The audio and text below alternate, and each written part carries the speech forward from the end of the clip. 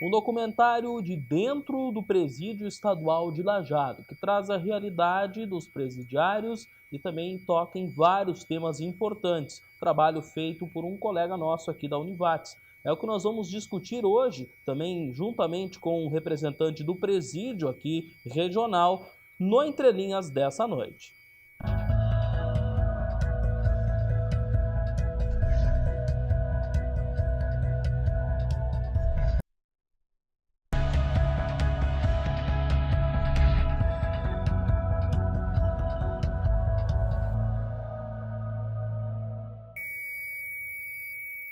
Boa noite, estamos começando mais um Entre Linhas aqui pela TV Univates, canal 15 da NET, também 15 da Brasrede. Você nos acompanha também pelas redes sociais, no Facebook, na página da TV Univates, no site univates.br/tv, enfim, nas suas diversas formas aí de interatividade, você consegue nos acompanhar nas diversas plataformas. Nós vamos conversar hoje, como eu já disse na abertura, né, sobre um trabalho, um documentário sobre o Presídio Estadual de Lajeado, mas claro que acaba não tocando apenas na questão do presídio aqui de Lajeado, o nosso presídio da região, mas também fala sobre a vida que um presidiário acaba tendo e também sobre as condições carcerárias em todo o país. Enfim, é um tema muito abrangente que foi abordado, né, no trabalho do Thiago Withelter, que é acadêmico de jornalismo aqui da instituição e também criador desse documentário. O nome do documentário é A Cidade Dentro da Cidade, Um Mundo Atrás das Grades. Esse é o nome do documentário que a gente, inclusive, vai ver um trailer, vai ver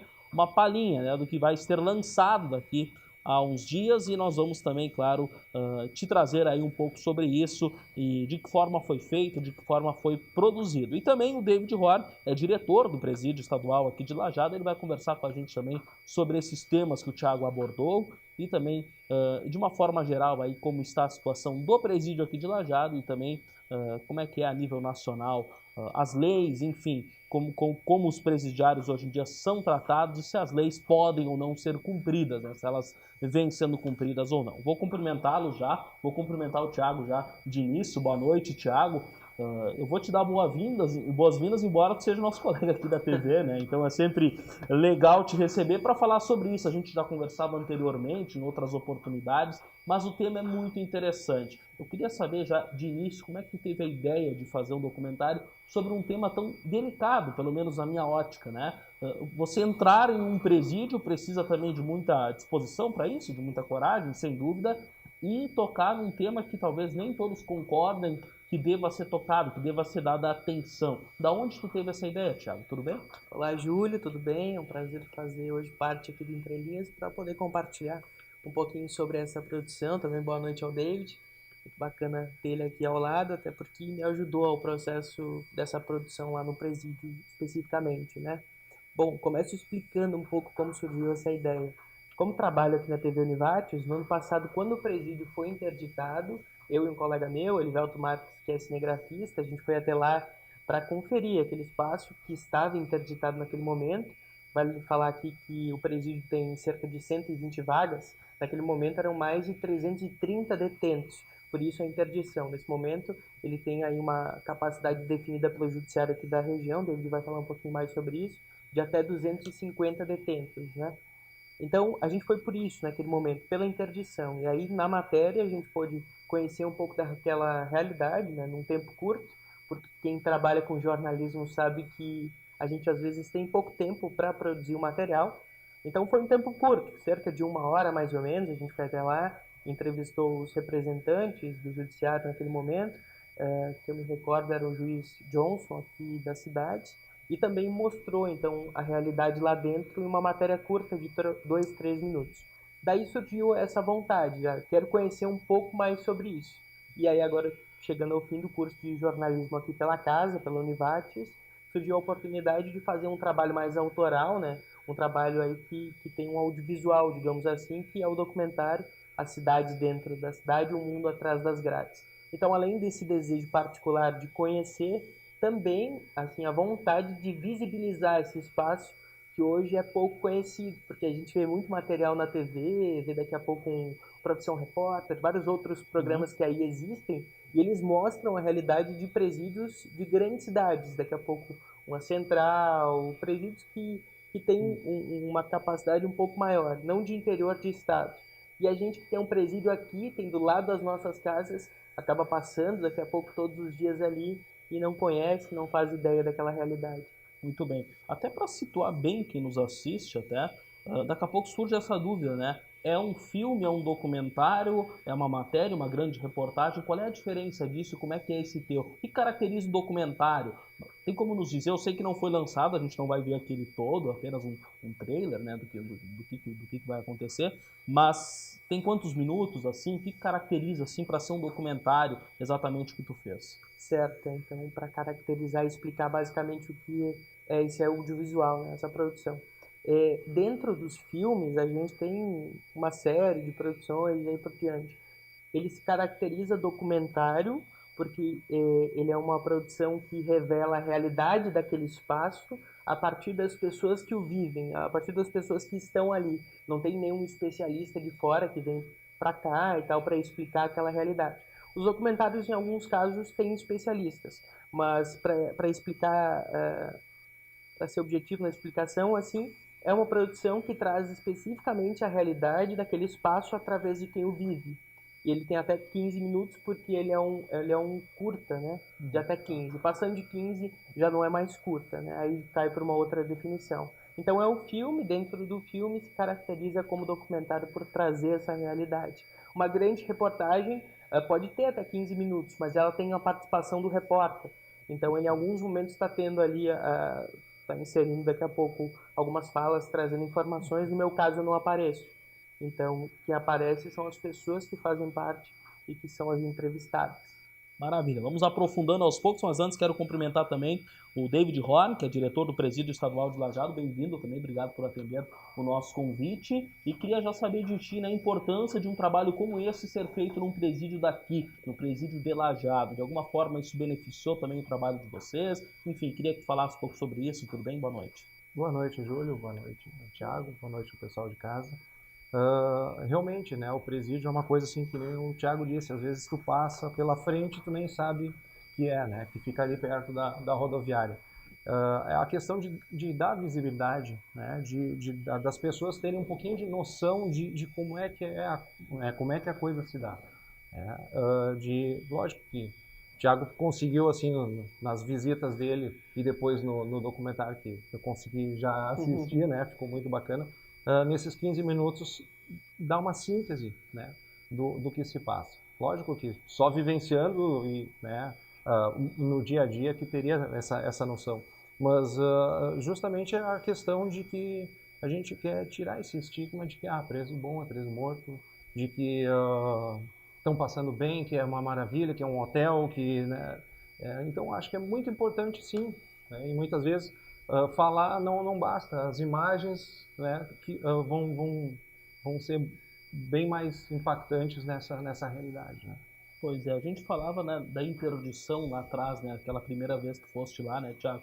E na época se deu essa interdição porque ele estava congestionado. Isso eu lembro que na época se falou muito com o Dr. Johnson, né, que acabou definindo aquela situação ali, e até houve uma certa discussão, uma certa polêmica. Mas fechar o presídio aqui, aí não vai ter onde colocar os presos que viessem a ser presos depois. E era realmente uma problemática, porque Venâncio também tinha uma grande lotação, se eu não me engano, enfim, os outros presídios próximos também. Aquele momento, eu imagino que para vocês que trabalhavam aqui em Lajeado tenha sido bastante turbulento. E como é que se deu isso? Como é que se solucionou para estar numa situação de não tanta lotação como está hoje? De uma administração do caos, né? Realmente, o nosso presídio é um presídio com capacidade de engenharia de 122 pessoas, né, no regime fechado. Temos mais o semiaberto agora, a parte nova do semiaberto novo com 186. Só que atualmente com a interdição a gente tem um teto de 250, onde esse teto sempre a gente está sempre lutando para conseguir manter vagas, né? E realmente a gente tinha mais de 3 vezes a capacidade, né? Isso é uma questão muito complicada, porque desde a questão de segurança, né, tu tem o mesmo número de agentes, de servidores para cuidar, indifere se for a capacidade dele ali que tem, a que está ou a que tinha, né? E isso tudo envolve a questão assim, da segurança, a questão de alimentação, a questão de das audiências, né? As escoltas para audiência, as escoltas para saúde. A partir desse momento que teve a interdição, se tornou mais viável, digamos assim, a administração dessa questão, né? O número de colegas, a gente sabe que em todo o sistema, né, de segurança e tal, não é o ideal, mas com o número existente se tornou um pouco mais viável essa gestão. Mais fácil de trabalhar. Exatamente. E a questão, assim, a gente sabe que as casas prisionais, na sua maioria, estão todas com superlotação, né? São pouquíssimas que não têm. Tivemos um grande apoio da 8ª Delegacia Penitenciária, né? Desde o delegado quanto os outros colegas que ficam na Delegacia Regional aqui em Santa Cruz, para a gestão dessas vagas, né, para evitar que aconteça o que a gente vê na Grande Porto Alegre, e daí muitas vezes a mídia que está mais concentrada nas grandes cidades, e principalmente nas capitais, mostra, né, de presos em delegacia, né, ou às vezes até presos provisoriamente numa viatura, na calçada de uma delegacia. Então essa gestão justamente para que se evitasse isso, né, e também não atrapalhar, digamos, o serviço da Brigada, da Polícia Civil, que não é a custódia de presos, né? Eles estão ali para investigar, para fazer a prisão e não custodiar os presos. Então, digamos assim, são vários elementos e várias pessoas trabalhando, né, para que a gente consiga minimizar esse problema. Que o presídio sempre é visto no momento de crise, no momento de fuga, né? Quando está tudo normal, tudo dentro da normalidade, é esquecido, ninguém lembra. Né? Muito bem, importante aí ter essa visão. A gente já está chegando ao fim do primeiro bloco, mas nós vamos seguir aí debatendo este tema, entrando de uma forma ainda mais intensa, mais profunda aí nesse tema que é muito sério. As pessoas acham que lá é o fim, muitas vezes pensam que o presídio não precisa de cuidados, mas a gente vai detalhar aqui algumas coisas que provam o contrário, mas isso depois do intervalo.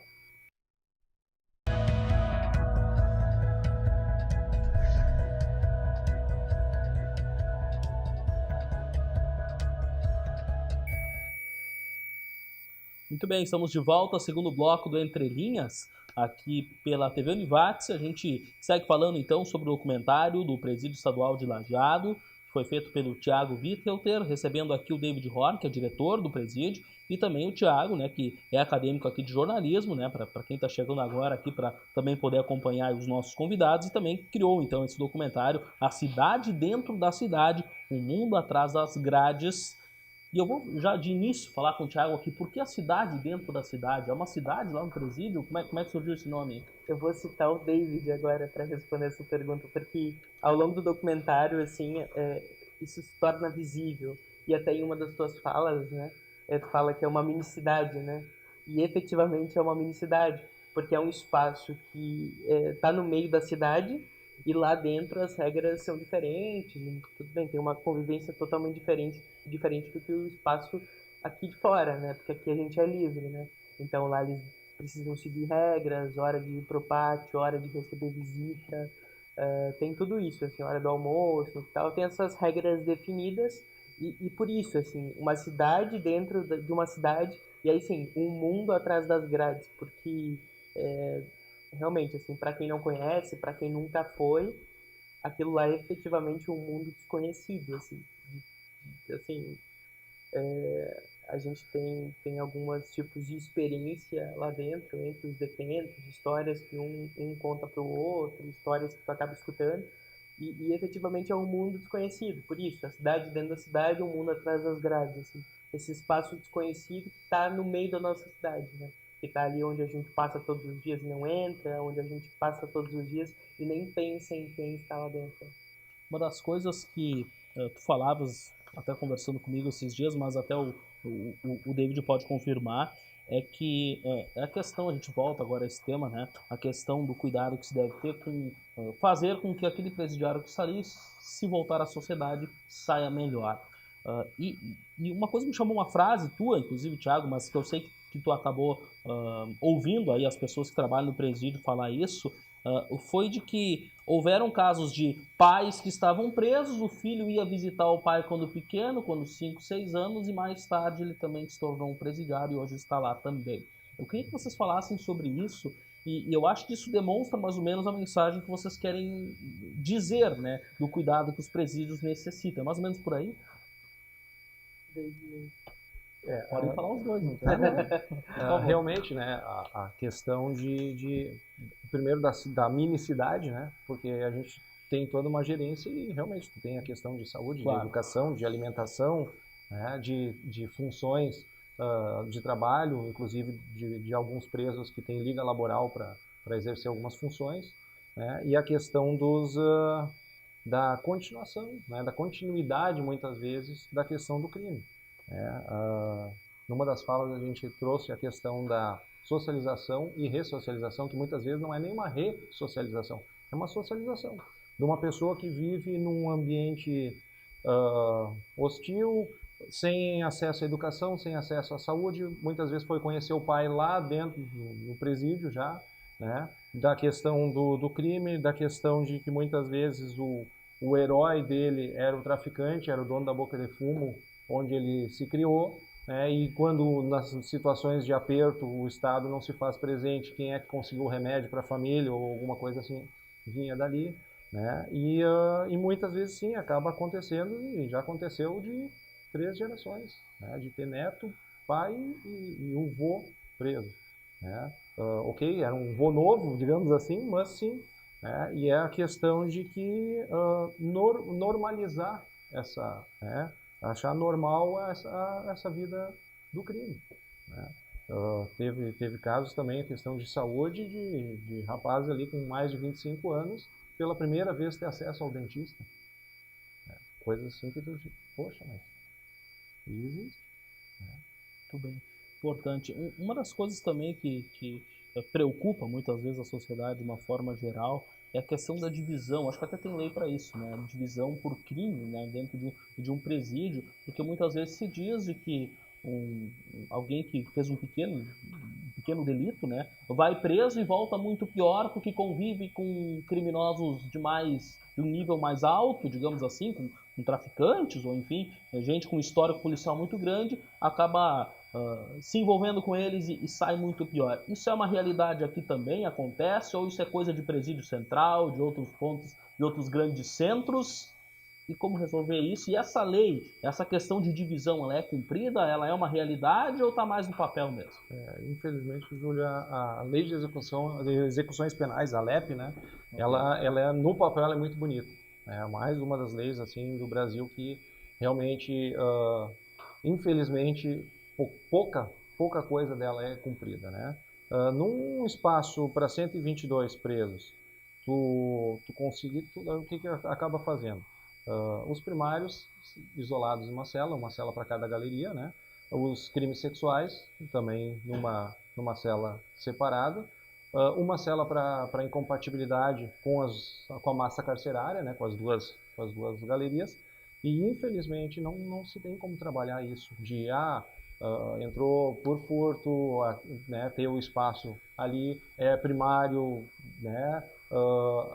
E inclusive para evitar que essa pessoa seja utilizada depois por facções ou por grupos criminosos, né?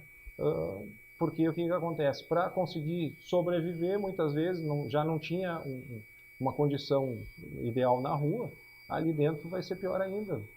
E aí não vai ter visita, etc e tal, muitas vezes não vai conseguir suprir as necessidades e acaba sendo captada, né, pelo crime, né, pelo crime organizado. Então, essas questões assim que a gente trabalha bastante e realmente assim ainda é muito falho, né?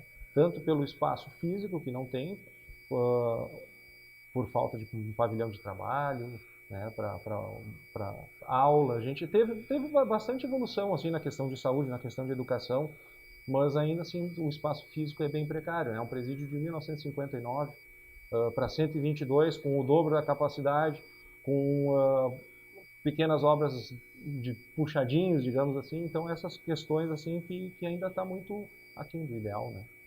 Eu lembro até, se eu não me engano, a terceira CREA teve envolvida com isso. Eu lembro que no presídio feminino tinha estavam se começando aulas e tal, com presidiárias, né, naquele espaço novo do presídio feminino. Que tipo de trabalhos nesse sentido, né? Falaste agora aqui de aulas e outros trabalhos, outras oficinas que eles têm dentro de um presídio. Que tipo de trabalhos mais educacionais, assim, acontecem, inclusive no presídio masculino? Ok. Atualmente a gente tem uma escola no presídio, né? Tem o Neja Prisional Liberdade. Nos mesmos moldes do feminino. Isso já existia antes, então. Iniciou um pouco antes do feminino. Do feminino. Okay. Onde tem diretor de escola, secretária, tem 4 professores que dão aulas por módulos, né? Então seria o ensino fundamental e o ensino médio que tá tendo ali. E isso é um retorno muito bom, que tu ouve o preso dizendo, o Estado realmente agora que eu estou vendo que está investindo. Ou muitas vezes ele diz, quando eu estava na rua, eu não dava bola para o colégio, queria fumar maconha, correr rua e não sei o quê. E agora, como está confinado, também tem essa coisa, em vez de ficar na sala, eu vou. E como é bom eu conseguir ampliar um pouco, né? E a questão, assim, na questão de sair, né? Vai cumprir a pena, ele vai voltar, vai estar em liberdade, de conseguir um trabalho, né? Digamos, legal, alguma coisa assim, que isso é muito importante. Mesmo com a carência de espaço, na medida do possível a gente tem cursos técnicos, né? O Senai é um apoiador muito bacana. Tivemos até conversando com o pessoal do Senai, nós já tivemos 288 presos que passaram por algum curso profissionalizante, seja de pedreiro, encanador, eletricista, né? A parte básica disso aí, que acaba e alguns conseguiram se manter na rua trabalhando dignamente, evoluíram, né? Começou como servente, pedreiro, mestre de obras. Então isso é muito bacana, né? Mesmo aquela coisa assim, se tem de 100, tu conseguir resgatar um e trazer né? Realmente trazer para a sociedade, é muito dignificante, muito bacana. Né? Tem espaço no mercado de trabalho, porque eu imagino que tenha preconceito também, né? Do empresariado, do setor privado, até o Thiago também pode falar disso, né, como jornalista, mas como é que eles são vistos lá fora? Claro que tem pelo que já disse, né? Mas poderia ser mais, porque eu imagino que alguém que já foi condenado, já esteve num presídio, quando sai e consta isso numa ficha, vem essa informação ao empregador, ele sofra muita represália também. E isso pode ser até, eu imagino, que um empecilho para ele retomar a vida e daqui a pouco ele desanimar. É mais ou menos por aí? Com certeza, né? Tem casos de que o cara já era profissional de determinada empresa e no retorno a empresa recontratou, voltou a trabalhar. E tem a questão, assim, muitas vezes, progride para o semiaberto, né? Do fechado para o semiaberto. Vai procurar um emprego, coisa assim, a tal da carta de emprego que eles pedem. Aí diz, tu só tem que preencher esse papel aqui porque eu preciso levar. Tá, Então tem essa questão, com certeza, né? Existe o preconceito. É porque muitas vezes ninguém não conhece como funciona, ou o que foi, o que realmente aconteceu com essa pessoa, né? Ou não tem. Aí alguns tu ouve ainda assim, tu vê com a crise do mercado, em vez de contratar o trabalhador lá, eu vou contratar um apenado, um ex-apenado, que existe, então o preconceito também nessa questão. Das pessoas em geral, né? É um problema que acaba existindo e realmente eu imagino que possa ser algo negativo para quem quer retomar uma vida, né? Ou seja, está animado, conseguiu daqui a pouco um semiaberto, a liberdade, mas uma série de nãos, ou seja, eu imagino que uma mensagem que se possa deixar aí para quem daqui a pouco passou por isso e esteja tentando retomar a sua vida é que não desista, né? Porque na verdade pode vir aí uma fase ruim aí, digamos a pessoa ficar cabisbaixa com tudo isso e acabar entrando no mundo do crime ou se desanimando da vida de uma forma geral. A gente daqui a pouco vai falar mais ainda sobre o documentário em si. Eu não sei se isso já é possível, a gente rodar aquele início, né, um trailer, né, uma espécie de um trailer do documentário. Se a gente já tiver disponível, então vamos acompanhar um pouquinho, para quem está curioso aí, o lançamento aqui dia, Thiago. O lançamento do documentário vai ser dia 19 aqui na Univates, auditório do prédio 16, a partir das 7h30 da noite. Só, Júlio, já que tu trouxe novamente a questão do documentário especificamente, não citei no primeiro bloco isso e acho que é importante falar. Eu fui questionado até em outras entrevistas sobre isso, assim. Em nenhum momento, na verdade, ao longo desses 15 minutos de documentário, a gente procura vitimizar os detentos. Perfeito. Por isso que a gente traz também nas entrevistas os agentes penitenciários, porque aquela realidade do cárcere, digamos assim, ela não é uma realidade só do detento. Ela é uma realidade também do agente que está lá todos os dias, que está tendo esse contato e essa gestão que às vezes é tão complicada, né, naquele espaço. Então, em nenhum momento o documentário ele busca vitimizar aquelas pessoas, até porque eu entendo que daqui a pouco, quando você é julgado, você tem que cumprir aquela pena, porque é isso, né? As leis estão aí para serem cumpridas, né? Então, em nenhum momento isso acontece, assim. Tanto que a gente traz os agentes e os detentos, e as falas são intercaladas. Então, em algum momento, você está trazendo ali uma realidade do detento e em seguida o agente entra falando sobre a realidade dele, né? Então, são falas que se complementam e, no fim, trazem uma ideia final, mas que daí sim, cada telespectador, cada pessoa que assistir pode tirar suas conclusões, digamos assim, né? A partir dos seus princípios, enfim.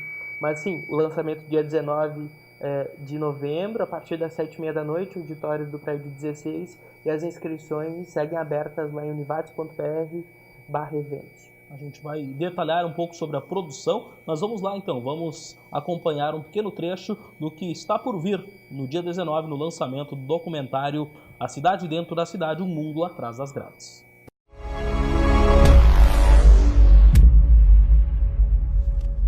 Fui preso por homicídio, estou preso há 11 anos.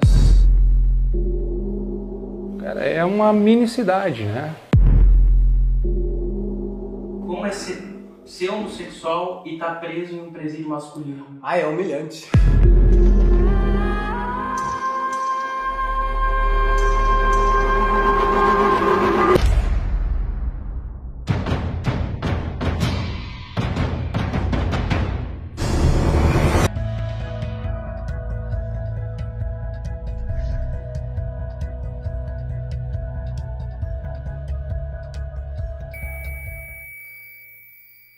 Muito bem, estamos de volta ao terceiro bloco aqui do Entre Linhas, falando então sobre esse documentário A Cidade Dentro da Cidade, o mundo atrás das grades, do Thiago Wittelter, e também recebendo aqui o David Horn, diretor do Presídio de Lajeado, né? O assunto do documentário é esse, e a gente segue nesse tema falando aí da situação carcerária de uma forma geral e especificamente então aqui do Presídio Estadual de Lajeado, que fica bem próximo a nós aqui na cidade. Olha, a gente falava então do documentário, no finalzinho do segundo bloco, você que nos assiste viu aí um pouquinho, né, o trailer do que está sendo, do que já foi preparado, né, do que vai ser lançado daqui a alguns dias. E, Thiago, eu quero te pedir sobre a produção. Claro que para ti como jornalista eu imagino que seja enriquecedor. Como foi produzir isso? É fácil entrar num presídio? Porque muitos devem se perguntar, entrar com uma câmera lá dentro, especialmente, e produzir algo tão detalhado como isso, eu imagino que não deva ser pouco tempo de gravação, né? Como é que funcionou tudo isso? Conta um pouco dos bastidores aí para nós. Então, aqui já de início, um agradecimento, inclusive ao David também, que representa aí sim os agentes penitenciários, né? Como diretor do presídio, também o juiz aqui da Vara de Execuções Criminais de Lajeado, Paulo Meneghetti. Ambos me auxiliaram a todo momento, assim, autorizando a entrada, autorizando que eu pudesse gravar lá dentro. Também ao longo das entrevistas, assim, tive total acesso aos detentos para fazer as questões que eu queria fazer. Foi super tranquilo esse lado, assim. Aí agora te respondendo quanto à experiência, foi algo incrível, assim. Eu acredito que a gente muda muito as nossas visões, muda muito muda até alguns princípios quando você conhece aquela realidade que é tão desconhecida, né? E assim, quanto jornalista, concluindo um curso de comunicação, eu acho que é muito importante assim ter uma produção como essa, até porque é um meio de começar uma área que eu quero seguir, assim, que é a produção de documentários. E aí sim, enquanto diretor desse documentário especificamente, eu tive que tomar uma série de decisões, né? Uma delas é, por exemplo, não ter um especialista, alguém que fosse confirmar o que as pessoas ali estão dizendo, né? Eu acredito que a fala das pessoas que ali participaram é suficiente, porque é a realidade delas naquele espaço. E aí, quanto realidade, dentre os detentos, digamos assim, os personagens dos presos que participaram, eu tive que escolher pessoas diferentes também, para conseguir ter uma visão um pouco mais ampla daquela realidade, né? Daqui a pouco, um detento que foi preso por homicídio, que tem uma condenação de 26 anos, um deles já tem essa condenação, 26 anos, cumpriu cerca de 11 anos desse tempo, é um cara que já passou pela Central, passou pelo presídio de Santa Cruz do Sul e agora está aqui. Tem um segundo que, por exemplo, está fazendo serviço em função da remissão, né, para ter aí trabalhar alguns dias, aí tem um dia na redução na pena. Ele está hoje na cozinha, tanto que ele cuida da parte da cozinha dos agentes penitenciários. Outro, por exemplo, entre os detentos, David pode me corrigir, eu acho que é o único que que declarou, na verdade, que é homossexual, né? A gente viu isso, inclusive, no trailer, né? Sim, que ele fala, exatamente isso, ele fala. Então, ele é homossexual, tem uma visão diferente já. E um quarto que estava apenas ali, cerca de 16 dias preso, quando eu fiz as perguntas para ele, quando eu fiz a entrevista com ele. Então, são realmente, assim, realidades óticas, digamos assim, muito diferentes que, no fim, criam uma resposta, talvez não deem uma resposta ao telespectador, enfim, vai partir dele ter a sua visão a partir do que ele viu ali nesses 15 minutos. E aí nos agentes, o David é uma das pessoas que é entrevistada, que aí ele tem uma visão daqui a pouco muito mais da direção, também dessa questão da gestão, ele também é formado em psicologia, então isso dá uma visão um pouco diferente daquela ótica, daquela realidade, e ainda um agente penitenciário que está aí cerca de 30 anos já no presídio. Então já passou por muita coisa lá, tanto que é desse agente a fala que tu citaste antes, de que ele viu crianças de 4, 5, 6 anos indo visitar o pai que hoje estão ali presos. Ele traz essa questão da família do crime, né? Por isso que todas as falas que eu tive, seja hoje, seja nos centros, esses dias quando eu participei, ou daqui a pouco em rádio, são bem objetivas quanto a isso, sabe? Não adianta você simplesmente prender. E aí sim, essa fala vem direto a isso, assim. Você tem que criar políticas que façam com que a ressocialização exista. E aí sim o documentário ele cria essa crítica também por trás desses 15 minutos. Muito bem. Eu queria falar justamente da tua vivência lá dentro. Quantas horas de gravação, mais ou menos, Thiago? Tem como quantificar isso? Olha, como quantificar o tempo Porque de gravação são 15 minutos, é muito complicado. Mas é muito mais tempo de gravação. Não, com certeza. Tu ia todo dia lá? Quantos dias, assim? Eu ou fui, quanto assim, tempo num dia tu estava lá dentro? Cerca de 4, 5 momentos, assim, que eu fui até lá. Fui 2 dias quase que completos, assim. Um dia era dia de visita, tanto que aí ia a mãe, ia a criança, né, visitar o pai que estava preso. Um outro momento que aí sim fui manhã e tarde, por exemplo, foi onde eu fiz as entrevistas, captei grande parte das imagens. Um dia com outro colega aqui da TV, que é o Fernando, a gente foi lá fazer as imagens de drone, ele também me auxiliou nessa parte, assim. Tive alguns outros momentos para pegar autorizações e aí por diante. Mas foi basicamente assim a minha experiência. Ela foi em momentos diferentes, até para conseguir depois, na hora de editar esse material, ter uma visão mais ampla daquela realidade. Porque em 15 minutos é muito difícil você aprofundar uma realidade, então, aprofundar aquilo tudo. Então, você dá pitacos, digamos assim, em diferentes assuntos que existem ali dentro. Mas, quanto acadêmico que está se formando em jornalismo, foi uma experiência incrível, assim, incrível mesmo, porque cresci muito quanto profissional, e tu falava antes, assim, você tem que ter uma certa coragem. Claro que você não vai fazer nada que não pode, e tem a todo momento ali o auxílio dos agentes e tal. Mas confrontar os detentos daquela realidade é algo complicado, porque você também tem que saber levar aquela conversa, né? Não pode chegar perguntando qualquer coisa, tem que saber realmente conduzir a entrevista nesse sentido. E aí sim foi desafiador, assim, para crescer quanto profissional e também crescer quanto pessoa, assim, para ter uma ótica diferente de tudo que acontece ali, né? Eu imagino que quem entra com uma câmera dentro de um presídio não deve ser tão bem recebido assim, pelo menos num primeiro momento, né, Thiago? Chegasse a sofrer algum tipo de represália no sentido de ameaça, alguma coisa assim? Chegou a acontecer ou muito pouco, assim? Claro, quem falou, é uma questão de ir estreitando relações lá dentro, né? Mas, sim, de início, assim, houve um impacto nesse sentido, assim? Não tive esse impacto dessa vez, Então, não. não dessa forma. Não, dessa forma não. Até porque assim que eu cheguei, os agentes já me receberam, assim, já fui apresentado para alguns detentos que estavam ali pelo corredor, porque existe o corredor, as celas, né? Ok, Então, perfeito. fui apresentado e aí sim eles foram conversando com os outros detentos para falar que teria um rapaz ali que estaria gravando e tal, mas que em nenhum momento os rostos seriam identificados. E aí sim também foi desafiador quanto produtor audiovisual, porque quando você precisa mostrar uma realidade, você tem certas restrições, como eu tive ali, de não poder mostrar rosto, e claro que não mostraria, né? Para manter a identidade deles, né, preservada. Então você tem ali algumas coisas que você tem que fazer, né? Então, tanto que na minha apresentação de TCC eu explico isso, assim, quando cinegrafista ali, as minhas imagens, elas são imagens que partem, digamos assim, dos olhos do telespectador. A câmera, naquele momento, ela se torna os olhos de quem está assistindo. Porque a todo momento ela está em movimento e ela está entre as coisas. Ela daqui a pouco está entre as grades, gravando preso de costa, está mostrando só os pés, com uma linha que vai em direção ao chão. Então você tem que tomar essas decisões e ao mesmo tempo tem que executar isso. Porque, assim, eu tive auxílio em algumas partes, tipo nas imagens de drone, né? Tive auxílio, mas o restante todo foi feito por mim, assim, de entrar lá dentro com a câmera, de fazer as entrevistas, de montar uma fotografia para entrevista, de montar um cenário. Então, isso tudo é desafiador, assim, porque você tem que realmente fazer essas coisas e às vezes as decisões têm que partir lá na hora, né? Você não tem como ter ideia daquilo antes. Não tem como discutir muito essa ideia, né?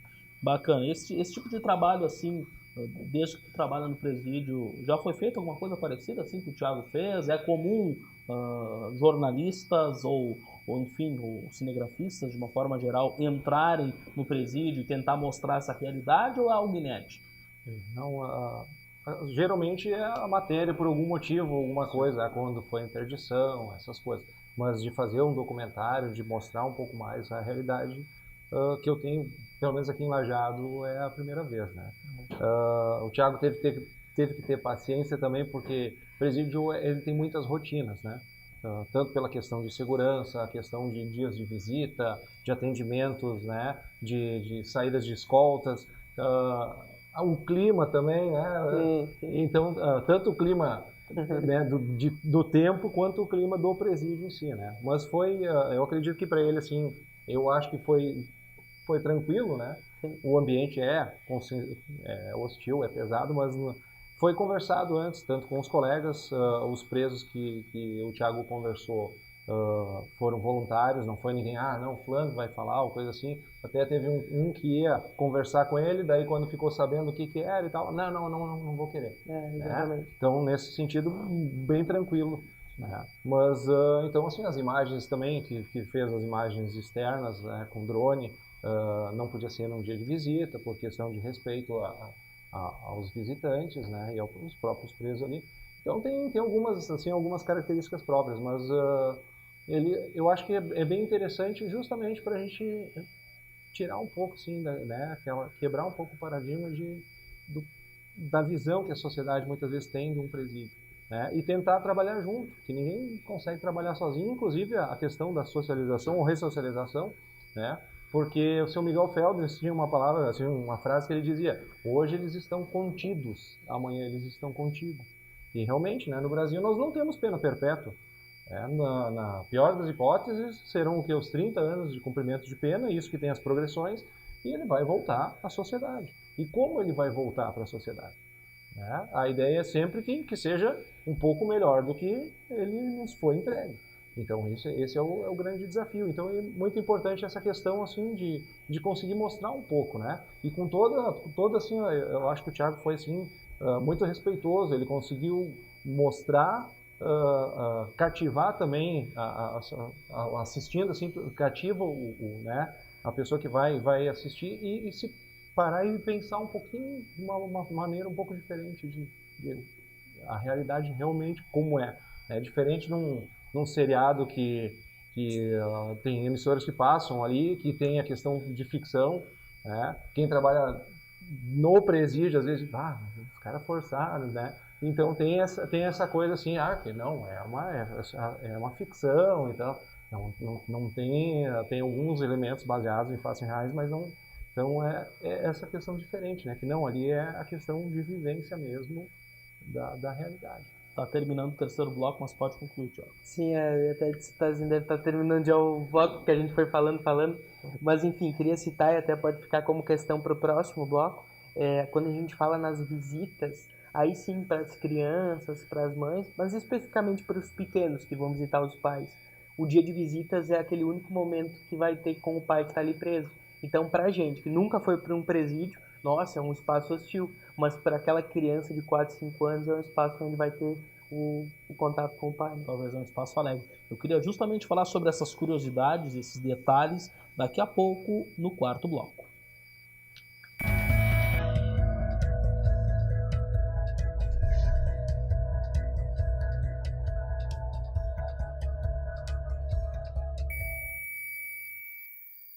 Muito bem, quarto e último bloco do programa Entre Linhas, aqui pela TV Univates, recebendo hoje o David Horn e o Thiago Wittelter, falando então sobre esse documentário, A Cidade Dentro da Cidade, O Mundo Atrás das Grades, falando desse tema importante que o documentário aborda. Ele fala sobre o presídio estadual de Lajeado, documentário feito lá dentro e que mostra a realidade dos presidiários, a estrutura do presídio de uma forma geral. A gente falava antes, né, até no finalzinho do bloco que citasse o dia de visitas, né, que as crianças vai, e a gente falava dessa questão de ser um ambiente hostil ou não, depende do ponto de vista de quem, né? E fala um pouco sobre isso, sobre essa tua ótica neste assunto, e até a gente dizia, né, que às vezes até é tema de discussão em alguns momentos isso, né? Muitos pensam que deveria ser mais radical, outros já pensam mais ou menos parecido como tu pensas. E também eu já emendo uma pergunta também, quais as curiosidades, o que te surpreendeu convivendo lá dentro, o que tu imaginou que não seria assim, mas que tu percebeu que é assim dentro do presídio? Tudo antes do dia 19, né? Mas quando a gente fala especificamente nesse dia de visita, eu acho que foi o dia que mais me fez refletir, assim, sobre aquele espaço. Quanto pessoa e também quanto jornalista, assim. Jornalista em breve, né? Porque estou em formação agora, termino no fim do ano. Mas foi um dos momentos que me fez mais refletir, assim, porque... E as imagens mostram muito isso, assim, sabe? As crianças, aí você olha, assim, vê daqui a pouco a bolsinha do Mickey, a bolsinha de desenho de TV e tal. E tudo aquilo naquele espaço que se diz tão hostil, sabe?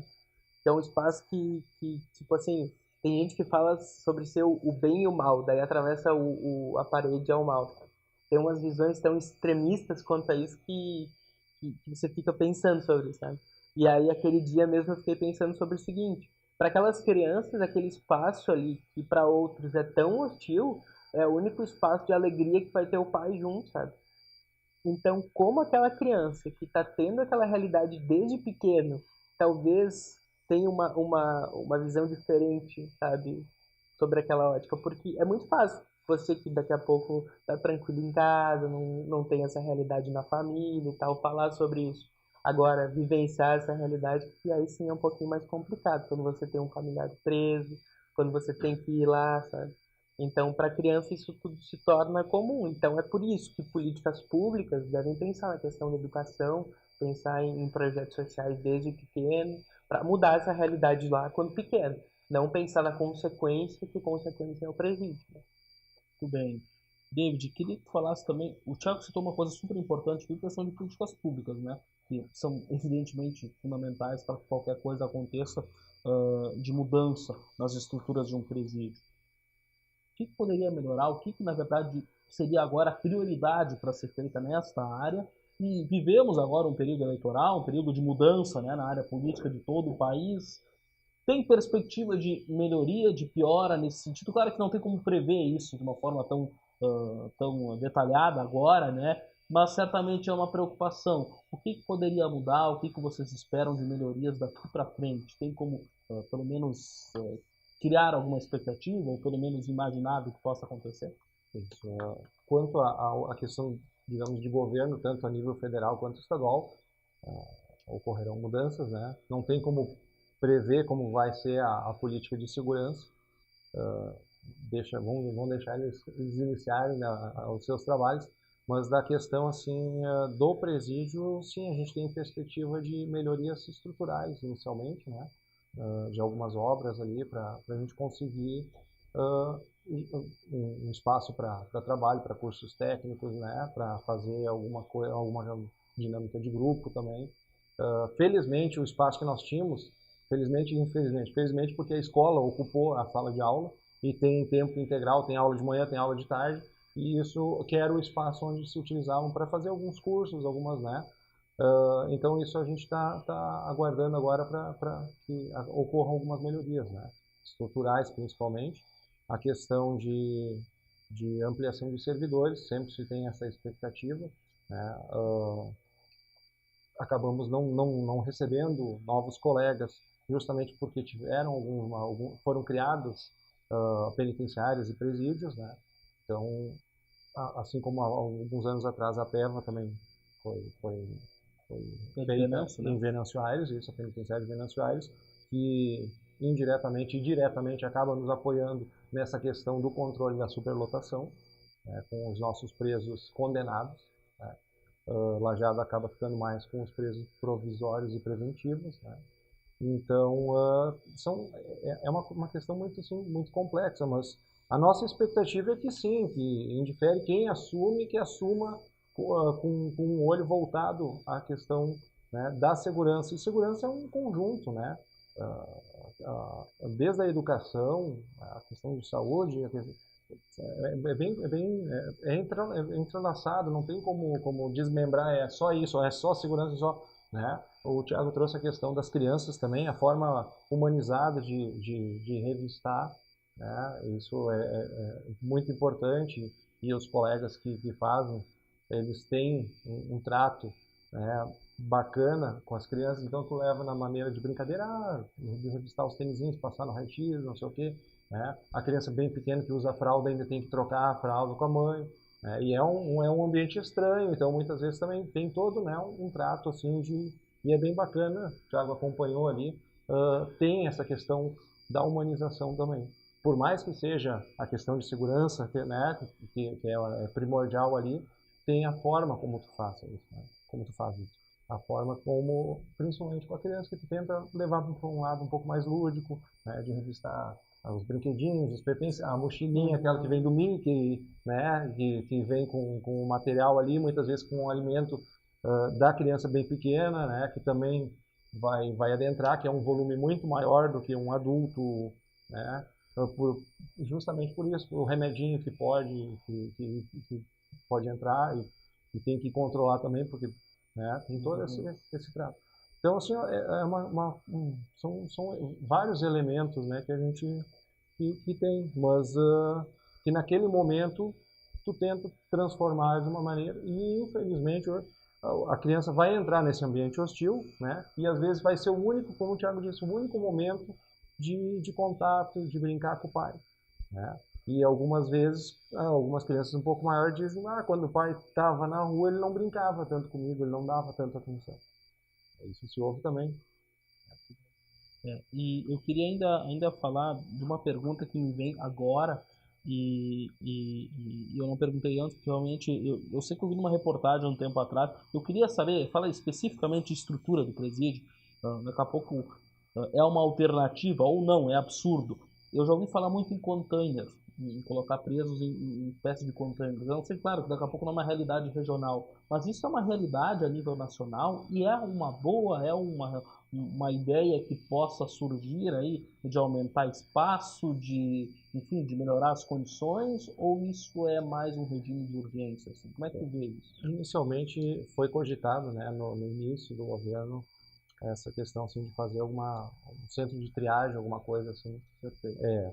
O que acontece? Seria no inverno muito frio, né? E no verão seria muito quente. Acho muito complicado. Acho que acima de tudo a gente está lidando com seres humanos, né? Então, a minha opinião particular seria totalmente contrária, porque eu acredito que realmente, como é que tu vai pensar em socializar ou ressocializar sem um mínimo, né, sem ter uma base para te conseguir. Porque o que acaba acontecendo? Quem vem preso, na maioria, são pessoas que já tiveram carências N, né, até chegar ali. Ok, tem algumas questões próprias ali de um crime específico e tal, mas se não, tu sabe que ela já viveu à margem, né, que o Estado não esteve presente ali. Alguns casos das crianças conhecerem o pai preso, né, outras vezes a mãe também acabou indo preso, foi criado por um vô, por terceiros, né? Então é bem complexo isso e aí sim se trabalhar a educação de forma geral, não a educação apenas da escola, mas a educação assim, ó, a educação já desde a família, né? Desde do alicerce mesmo desse cidadão. Se tiver algo ainda a dizer aqui no programa, que eu tenho esquecido de perguntar, que seria importante, por favor, espaço aberto. Já agradecendo a presença de vocês. David, muito obrigado por vir aqui. E tomara aí que as estruturas melhorem e tomara que também essa reflexão, que a população que vai assistir esse documentário também possa refletir um pouco sobre o trabalho de vocês e a situação também interna do presídio, não só aqui de Lajeado, mas de qualquer situação parecida com essa. Obrigado por ter vindo. Eu que agradeço o convite, né? E agradeço também ao Thiago por essa oportunidade de conseguir mostrar um pouquinho mais, né, do nosso trabalho e do ambiente. Né? Muito bem. Thiago, que dia, de novo, né? Dia 19, local, para quem quiser estar presente, o público em geral pode, ou apenas alguns? E como é que vai funcionar? Então, é um evento aberto à comunidade, né? A gente tem um limite de 120 vagas, né? Até onde eu sei, a última informação que a gente já tinha 70 confirmados. E é pelo site, né? Isso, tudo feito pelo site, dia 19 de novembro o evento, auditório do prédio 16 e inscrições lá em univates.pr/eventos. Júlio, também agradeço o convite por participar hoje aqui do Entre Linhas e poder falar um pouco sobre essa produção, que para mim, enquanto pessoa e também enquanto profissional, assim, foi muito enriquecedor. Agradeço também todos que, de certa forma, participaram, seja autorizando, seja auxiliando lá dentro. Acredito que essa união de esforços aí fez com que a gente tivesse um resultado muito bacana. Fim de papo, agradecendo o Thiago e o David, agradecendo também a você que assistiu, né, que esteve conosco aqui. E então fica o convite do Thiago então, para o dia 19, se inscreva lá no site da Univates, o lançamento do documentário A Cidade Dentro da Cidade, Um Mundo Atrás das Grades. Tá certo? A gente encerra por aqui, muito obrigado e boa noite.